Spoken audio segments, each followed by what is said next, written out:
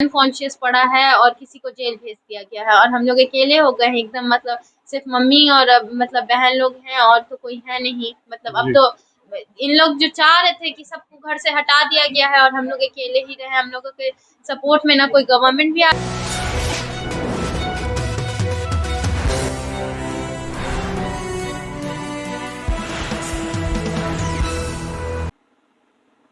नमस्कार, आप देख रहे हैं बिग न्यूज़ 9। मैं रवि मेहता आपका स्वागत करता हूं। बीते दिनों एक वारदात हुई और वो महेंद्रू में सुल्तानगंज थाना स्थित एक मामला आया, जिसमें लड़की को छेड़छाड़ करने का मामला आया, जिसमें उसके भाई को बुरी तरह से मारा गया और उसे अधमरा कर दिया गया। जी हाँ, ये जो किस्सा है, ये जो बातें हैं, वो आपको मैं बता दूं, अंबेडकर हॉस्टल की ये बातें हैं, जो कि महेंद्रू स्थित मलेरिया ऑफिस के पास है। और जो वो लड़की जो है, वो भी उसी के आसपास रहने वाली स्थानीय लोगों में से है और छेड़छाड़ होने का आरोप लगा है अंबेडकर छात्रावास के हॉस्टल के लड़कों पे। उन्होंने रास्ते में स्थानीय लोग की महिला को छेड़ा है और हम जानेंगे उनसे कि क्या कुछ हुआ। पूरी बातों को हम समझेंगे, क्या कुछ उनके साथ हुआ। जी, क्या हुआ पूरा आप बताइए। मैं रात का टाइम था तो मैं गई थी बाहर सामान लेने, कॉयल लेने। जी। तो वहाँ पे मैं सामान ले रही थी तो और वहाँ पे ना कुछ मतलब भैया लोग थे खड़े हुए, तो वो लोग कमेंट पास कर रहे थे। और वहाँ पे ना मेरा भाई भी था, वो अपने डॉग को घुमा रहा था और वो अपने डॉग के लिए खाना लेने, अंडा लेने गया था। तो वो वहाँ पे भी था, बट जब उन लोग कमेंट पास कर रहे थे मेरे पे तो मैंने देखा बट इग्नोर किया, जो मोस्टली हर लड़की करती है, इग्नोर। तो इग्नोर करके मैं आ रही थी, तब मेरा भाई था वहीं पे, तो उसने उन लोगों को कहा कि तुम लोग ऐसे बदतमीजी क्यों कर रहे हो लड़की लोग के साथ, अब कोई भी यही करता। तो बोला, तो उसके बाद उन लोगों ने बोला तुम क्या कर लोगे, ऐसे ऐसे करके बोलने लगा उसको और फिर उसको है न मारने लगा। तो अब मार करके सिर्फ मार नहीं रहा था, उसको लेकर के जा रहा था घसीट करके आपके साथ जो छेड़छाड़ हुई, मतलब वो कमेंटबाजी हुई, आपको कमेंट पास किया गया, इसके भी आपके आपके भाई ने इसका रिप्लाई दिया उन लोगों हाँ, को। हाँ, यही यही बेसिकली यही कुछ हुआ है। हाँ, कितने हाँ। बजे का ये कहानी हो गई? 11 10 10:30 11 के 11 आसपास। बजे रात की बात हाँ, है। हाँ। ठीक है, तो उसके बाद फिर क्या हुआ? उसके बाद फिर ना किसी ने भैया को कॉल किया कि ऐसा-ऐसा हो रहा है, मतलब एक और जो मेरे भैया, बड़े भैया, उनको कॉल किया, फिर वो गए। तो वहाँ पे हो गया कि ठीक है, छोड़ देंगे, लेकिन वहाँ पे हॉस्टल पे बोले नहीं, नहीं, क्यों छोड़ेंगे? उन लोग सब बहुत ड्रंक थे। अब पूरा गाली-वाली देने लगा और बहुत ड्रंक थे, उन लोग ओवर ड्रंक थे, पिए हुए थे। तो उसके बाद आ गए 100-200 लोग। उसके बाद फिर एक भैया आए, दौड़ करके मेरे पापा को बुलाए और पापा को बुलाएँ। उसके बाद पापा को है ना, गए पापा लोग और वहाँ से एकदम से 300-400 लोग आए। फायरिंग और ईंटा पत्थर डंटा-वंटा करने लगे और हम लोगों के पास तो कुछ था नहीं। तो अब वही हम लोग 5-6 लोग थे, भाई लोग। उन लोग 100-200-400 लोग, छत से कोई ईंटा फेंक रहा है, कोई डंडे से मार रहा है, कोई और यहाँ-वहाँ, मतलब पूरा, मतलब उस दिन उन लोग पूरा 400-500 लोग हम लोग अकेले के ऊपर चढ़ गए थे। और उसी में भैया और भाई लोग को और पापा लोग को बहुत चोट लग गया है, बहुत अनकॉन्शियस भी हो गए थे भैया। तो यही सब हुआ। और बड़ी बात तो ये है, कहना ये है कि सारे लोग, जो सारे गवर्नमेंट पॉलिटिशियन जितने लोग हैं, सब कोई हॉस्टल जा रहे हैं, एक तरफा बात सुन रहे हैं, बट किसी को यहाँ का केयर नहीं है कि इस फैमिली को के साथ क्या हुआ था, क्यों हो रहा है। सबको सिर्फ हॉस्टल और ये और वो दिख रहा है।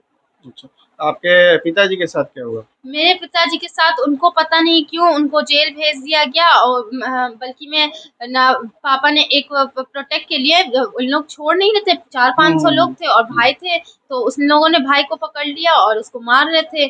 तो उसका सर फाड़ दिया, उसका हाथ-वाथ सब। तो अब बोल रहे हैं, मना कर रहे हैं, उन लोग सुनने के लिए तैयार ही नहीं है। और लोग आ रहे थे तो उन्होंने एयर फायरिंग की। वो लाइसेंसी है, गन जो है वो लाइसेंसी है, वो फैमिली को प्रोटेक्ट करने के लिए सेल्फ है। डिफेंस में उन्होंने, आपके हाँ, भाई ने गन फायर किया? हाँ, ठीक है, पापा ने एयर ठीक है। फायरिंग आपके की। फादर ने गन हाँ, फायर किया, ठीक हाँ, है। एयर फायरिंग की। तो एयर फायरिंग करने के बाद है ना, थोड़ा बहुत उन लोगों ने छोड़ा, लाइक उन लोग भी पूरा इतना फायरिंग, अगर नहीं करते वो एयर फायरिंग तो आज किसी की मौत हुई रहती, मेरे घर में मातम मनते रहता। और अभी कोई है नहीं, भाई लोग इतने चोट लगे हुए हैं, अनकॉन्शियस हुए हुए हैं और मेरे पापा को लेकर के इन लोग चले गए हैं जेल। और इन लोग, मतलब पता नहीं, एक ही मेरा कहना है जितने गवर्नमेंट है उन लोगों से कि उनको क्यों जेल भेज दिया गया, उनको उनके साथ क्यों अन्याय हो रहा है।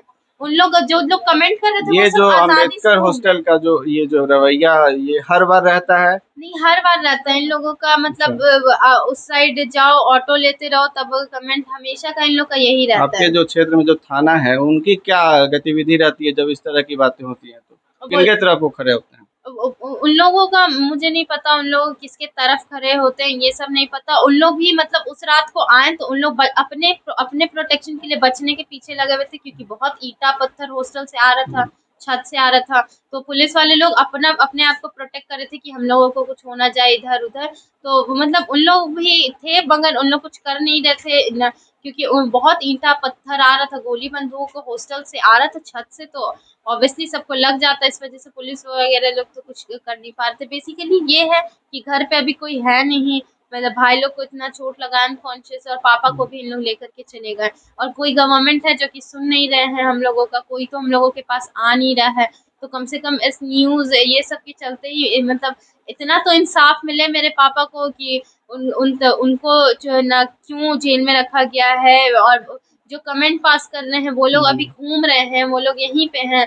और मतलब जो प्रोटेक्ट कर रहे थे अपनी बेटी को, अपनी बहन को, उन लोगों के साथ ये सब हो रहा है। कोई कोई हॉस्पिटल में है, कोई अनकॉन्शियस पड़ा है, और किसी को जेल भेज दिया गया है। और हम लोग अकेले हो गए हैं एकदम, मतलब सिर्फ मम्मी और मतलब बहन लोग हैं, और तो कोई है नहीं। मतलब अब जी। तो इन लोग जो चाह रहे थे कि सबको घर से हटा दिया गया है और हम लोग अकेले ही रहे। हम लोगों के सपोर्ट में ना कोई गवर्नमेंट भी आ रही है, चिराग भैया भी आए तो वो उसी हॉस्टल तक आए, उसी हॉस्टल में बोले, उसी हॉस्टल में रहे, उन्हीं लोगों का बात सुने। हम लोगों को पता चला तो हम लोग दौड़ते भागते गए जैसे उनके हमें पास। जानकारी मिली कि आप महिला लोग घर की वहाँ चिराग पासवान से मिलने गए थे, हाँ। क्या गतिविधि थी, क्या बोले वो? हम लोग मिलने गए दौड़ते भागते। सबसे पहली बात तो हॉस्टल के जो स्टूडेंट लोग थे वो हम लोग को भगा रहे थे अच्छा। कि हटो यहाँ से, हटो यहाँ से, लड़की अलाउड नहीं है, और भगा रहे थे, भगाओ भगाओ।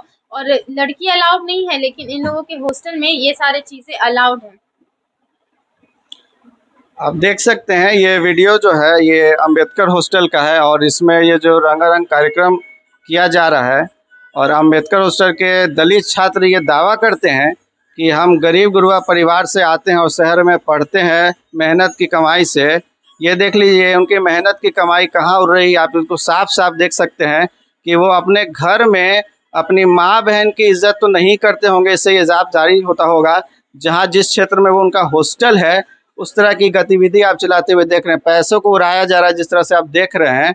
ये इससे साफ प्रतीत होता है कि ये जो दलित का जो ये नारा लेके चलते हैं कि हम दलित के लिए काम करते हैं, दलित की आवाज़ बन के रहते हैं, सही मायने में दलित को बदनाम करने का काम कर रहे हैं। और ये स्थानीय लोग के जो महिलाएं हैं, जो लोकल लोग हैं, उनसे ये लोग बार बार इस तरह की हरकतें सामने आई है। पटना में लगातार इस तरह की वारदात बढ़ते जा रही है। स्टूडेंट का जो है, छात्रों का जो है, बाहर से आए छात्र जो पढ़ने के लिए आते हैं पटना में, वो जो है स्थानीय लोगों को टारगेट करके और उनके साथ लड़ाई झगड़ा काम करते हैं, छेड़खानी का काम करते हैं।